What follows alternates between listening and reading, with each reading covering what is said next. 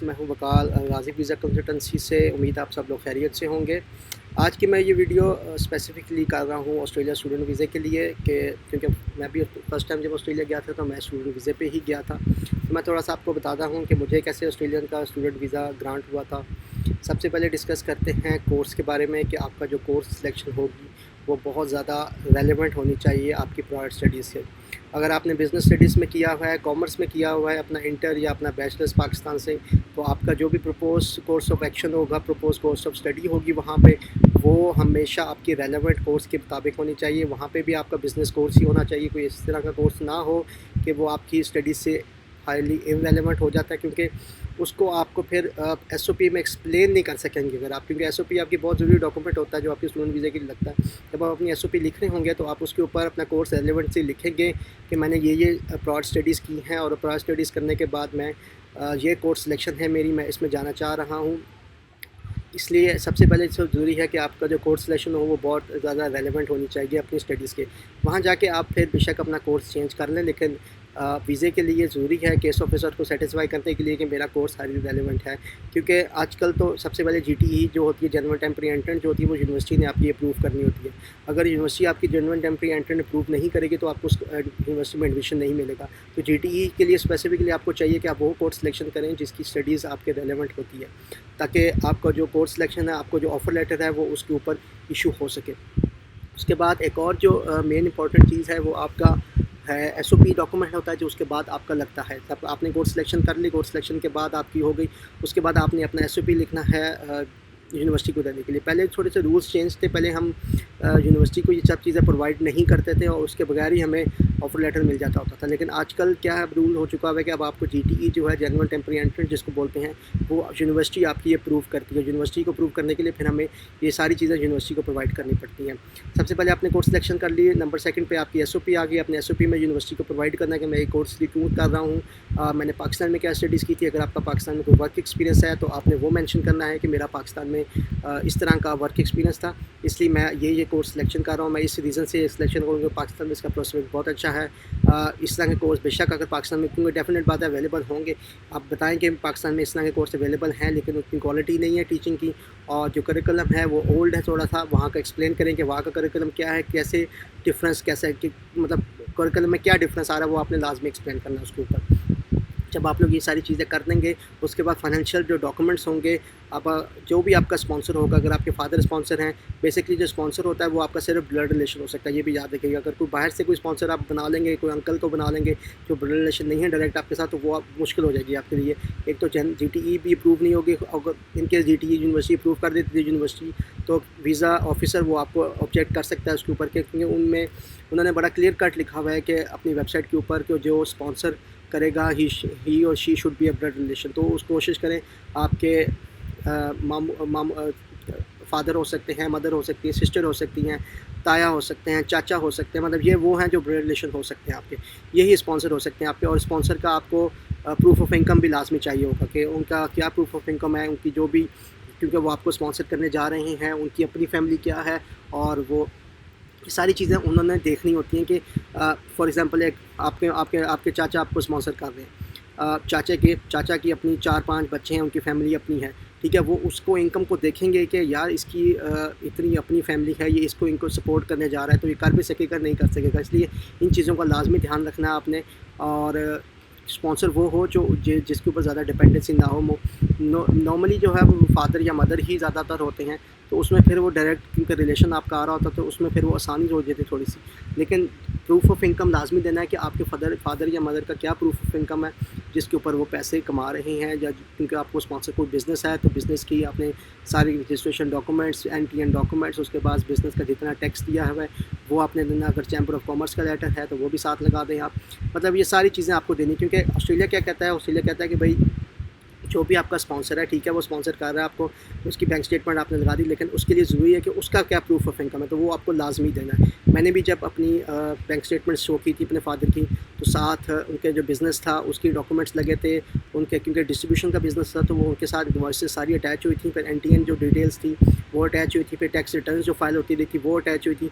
मतलब मेरे केस में मेरे फादर अगर स्पॉन्सर थे तो स्पॉन्सर की सारी प्रूफ ऑफ इनकम जो थी, सारा जो प्रूफ था वो सारा अटैच हुआ था साथ उस टाइम के ऊपर। उसके बाद आपने सबसे मेन जो है आपकी एसओपी हो गई, फिर आपके फाइनेंशियल डॉक्यूमेंट्स हो गए, फिर आपके दूसरे सेकेंडरी डॉक्यूमेंट्स आ जाते हैं जिसमें आपके एफआरसी होती है, आपका रिलेशन होता है कि आपका मतलब आप फैमिली में कौन से नंबर के ऊपर आ रहे हैं, फैमिली में डिपेंडेंसी कितनी है आपके स्पॉन्सर की, कि आपके स्पॉन्सर के पास कितने डिपेंडेंट और लोग हैं। तो मतलब ये सारी चीज़ें वो लोग कंसिडर कर रहे होते हैं कि अगर एक फैमिली के 7 या 8 बच्चे हैं और अगर आप दूसरे नंबर पे हो, तो वो देखते हैं कि अगर मज़ीद इसके 5-6 बच्चे हैं और इनकम इतनी ज़्यादा नहीं है कि ये इनको ऑस्ट्रेलिया में अफोर्ड कर सकें, तो उस केस में भी वीज़ा ऑफिसर को मुश्किल हो जाती है वो आपको कि वीज़ा दे, क्योंकि वो सारी चीज़ों को देख रहा होता है कि आप कहीं यहाँ पे आके ये असाइलम ना डाल दे या उस किसी और डिपेंडेंसी के ऊपर ना चला जाए, तो वो चीज़ें सारी देख रहे होते हैं। तो ये चीज़ें प्लीज़ मेक श्योर करें कि आपकी एटलीस्ट एसओपी इज़ फ्लॉलेस। अपनी एसओपी को बहुत अच्छा करें, उसको बार बार पढ़ें, उसको हर चीज़ में देखें कि वो फ्लॉलेस है।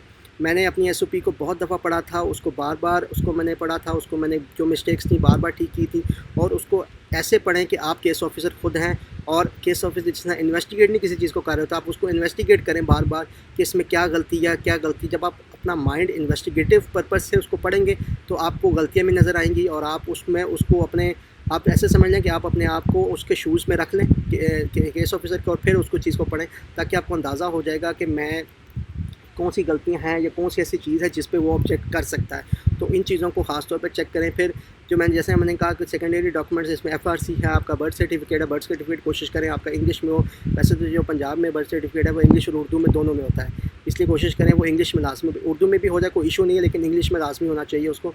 और उसके अलावा फाइनेंशियल डॉक्यूमेंट्स में आपके बैंक स्टेटमेंट्स, आपका अगर कोई लोन लेटर लग रहा है साथ तो लोन लेटर लगाएं साथ। उसके बाद अपना ऑब्जेक्शन लेटर लगाएं अगर आपके फादर है या कोई भी आपको स्पॉन्सर कर रहा है या आपकी सिस्टर आपको स्पॉन्सर कर रही है, आपका ब्रदर आपको स्पॉन्सर कर रहा है, तो उनका ऑब्जेक्शन लेटर लाजमी लगेगा। मुझे कोई ऑब्जेक्शन नहीं है कि मैं अपने बहन भाई को स्पॉन्सर करूँगा। जो भी उनके बिज़नेस डॉक्यूमेंट्स हैं वो सारे साथ लगे इन चीज़ों को।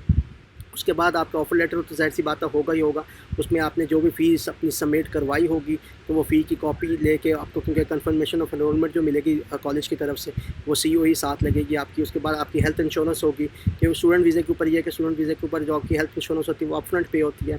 अगर आप बैचलर्स के लिए जा रहे हैं 4 साल के लिए, 4 साल की हेल्थ इंश्योरेंस अपफ्रंट पे होगी। मास्टर्स के लिए जा रहे हैं तो 2 साल की। इसी तरीके से जितने साल के लिए आप जा रहे हो सारी आपकी जो हेल्थ इंश्योरेंस है वो अपफ्रंट पे होगी। उसके बाद जब आप ये केस अपना सबमिट कर देंगे तो आपको हेल्थ आईडी मिल जाएगा, एक हैप आईडी मिल जाता है। हैप आईडी के ऊपर अपना मेडिकल देते हैं, अपने बायोमेट्रिक्स जाके जमा करवाते हैं और फिर आप अपने डिसीजन का वेट करना शुरू कर देते हैं। तो बेसिकली मैंने आपको आज की वीडियो में बताया कि आज आपने किस तरह डॉक्यूमेंट्स अपने लाने, अपना कोर्स सिलेक्शन किस तरह करनी है। मैंने अपने कोर्स सिलेक्शन किस तरह की थी, मैंने पाकिस्तान में बीबीए किया हुआ था और मैंने अपना इसी तरीके से कोर्स जो था वहाँ पे वो एमबीए चूज़ किया था ताकि वो सेम रेलेवेंट कोर्स रहे, तो वो हाईली रेलेवेंट कोर्स होगा। इसलिए सबसे पहले मेन इंपॉर्टेंट चीज़ है कि आप अपना कोर्स आइडेंटिफाई करें, अपना कोर्स चूज़ करें उसके अंदर, और उसके बाद जब आपने कोर्स चूज़ कर ले तो अपनी जो एसओपी है वो कोशिश करें वो फ्लॉलेस बनाएं आप, ताकि आपको इजी हो कि आपको कॉलेज भी एडमिशन दे दे या यूनिवर्सिटी एडमिशन दे दे या आपको केस ऑफिसर इजीली आपको वीज़ा दे सके। जो नेक्स्ट डॉक्यूमेंट होता है वो आपका लैंग्वेज टेस्ट होता है। अगर आपका आइल्स है या आपका पीटीई है, दोनों में से कोई भी है, तो वो अगर आप ऑस्ट्रेलिया के लिए आइल्स करना चाह रहे हैं तो कोशिश करें आइल्स एकेडमिक हो, क्योंकि स्टूडेंट वीज़े के लिए आइल्स एकेडमिक चलता है। और पीटीई क्योंकि एकेडमिक में अवेलेबल है तो उसी में अवेलेबल है तो वो आप पीटीई कर सकते हैं। आपकी मर्ज़ी है, जो सा मर्ज़ी आप करें। अगर आप मास्टर प्रोग्राम के लिए जा रहे हैं तो आपका overall band should be 6.5 with no band individual band less than 6। और अगर आप बैचलर्स के लिए जा रहे हैं तो ओवरऑल 6 चाहिए, और लेकिन 5.5 से नीचे कोई भी नहीं होना चाहिए। अगर इनसे रिक्वायरमेंट से नीचे आपका जाएगा तो कॉलेज या यूनिवर्सिटी जो होगी वो आपको ऑफ़र कर देगी कि आपका एलिकॉस साथ लग जाएगा, कि इंग्लिश लैंग्वेज प्रोग्राम होता है जो 8 वीक्स तक ऑलमोस्ट चलता है।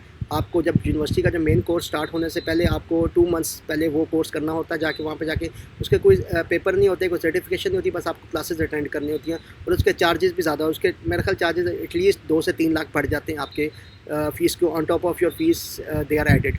इसलिए मेरी रिक्वेस्ट ये है, मेरी रिकमेंडेशन भी यही है कि आप थोड़ा सा मेहनत करके आइल्स या पीटीई कर लें, बजाय इसके कि 2 से आपको 3 लाख रुपए एक्स्ट्रा देना पड़े। फिर आपको वहाँ जाके वो हैसल भी होगा, क्योंकि उसमें बहुत स्ट्रिक्टनेस होती है। वो 8 वीक्स का आपका कोर्स होता है, उसमें आप क्लास नहीं कोई मिस कर सकते बिल्कुल भी आप। तो उसमें फिर आपको मुश्किल भी होगी थोड़ी सी जाके, क्योंकि आप इनिशियली नए जाएंगे तो आपको कल्चर शॉक भी लगेगा, सारी चीज़ें होंगी आपके साथ, और उसमें आप फिर थोड़ी सी आपको मतलब ब्रीदिंग स्पेस भी नहीं मिलेगी उसमें आपको बिल्कुल भी। आपको हर सूरत में वो क्लासेस लेनी है। और पीटीई कर लें, आइल्स कर लें, कुछ मतलब ऐसी कोई चीज़ नहीं है। 6.5 लेना कोई बड़ी चीज़ नहीं है। स्पेशली पाकिस्तान में, क्योंकि पाकिस्तान में फ़र्स्ट लैंग्वेज जो है वो उर्दू है, तो वो आपकी जो स्पेशली मार्किंग हो रही होती है वो उस हिसाब से फिर हो रही होती है। अगर आप एज़ कम्पेयर टू किसी अदर इंग्लिश स्पीकिंग कंट्रीज़ में जाके एग्ज़ाम्स देंगे तो वो बहुत ज़्यादा डिफ़िकल्ट होती है। वहाँ पे आपकी स्पेशली आपको आइल्स राइटिंग में बहुत मेहनत करनी पड़ती है, क्योंकि वो बहुत मार पड़ती है आपको वहाँ पे उसके ऊपर। इसलिए बेहतर है कि थोड़ी सी मेहनत कर लें और अपना अच्छा लैंग्वेज स्कोर ले लें, ताकि आपको ज़रा उसमें भी आसानी हो, क्योंकि आपका अच्छा लैंग्वेज स्कोर ये चीज़ प्रूव करेगा केस ऑफिसर को कि you can speak English, you can handle जो कोर्स इफेक्टिवली और you can engage in your society. तो उसको बेहतर है, क्योंकि आपने एसओपी में ये भी चीज़ एक्सप्लेन करनी होती है कि मेरा लैंग्वेज स्कोर अच्छा है, मैं इसको अच्छे तरीके से अपनी सोसाइटी में, जो सोसाइटी में मैं रहने जा रहा हूँ वहाँ पर जाके मैं रह सकूँगा, बात कर सकूँगा, अपना कोर्स को मैं अच्छे तरीके से हैंडल कर सकूँगा। इसलिए प्लीज़ ये ज़रूरी है कि लाजमी आप ये चीज़ें करें। वीडियो पसंद आए तो प्लीज़ लाइक कर दें, कमेंट सेक्शन में कमेंट्स कर दें, और कोई भी रिकमेंडेशन हो तो प्लीज़ मेरे कमेंट सेक्शन में आप लिख दीजिएगा, तो मैं इंशाल्लाह आपको आंसर भी करूँगा। और जो भी आपके क्वेश्चंस होंगे, इंशाल्लाह क्वेरीज़ होंगी, मैं उसको करूँगा। आपकी ईमेल, आपकी स्क्रीन पे मेरा ईमेल एड्रेस और मेरा फ़ोन नंबर भी आ रहा है, आप मुझे चाहें तो उसके ऊपर कॉन्टैक्ट कर सकते हैं अपने किसी भी स्टूडेंट वीज़ा या विजिटर वीज़ा की एप्लीकेशन की असिस्टेंस के लिए। तो इंशाल्लाह फिर हम लोग उसके ऊपर मिल के काम कर सकते हैं।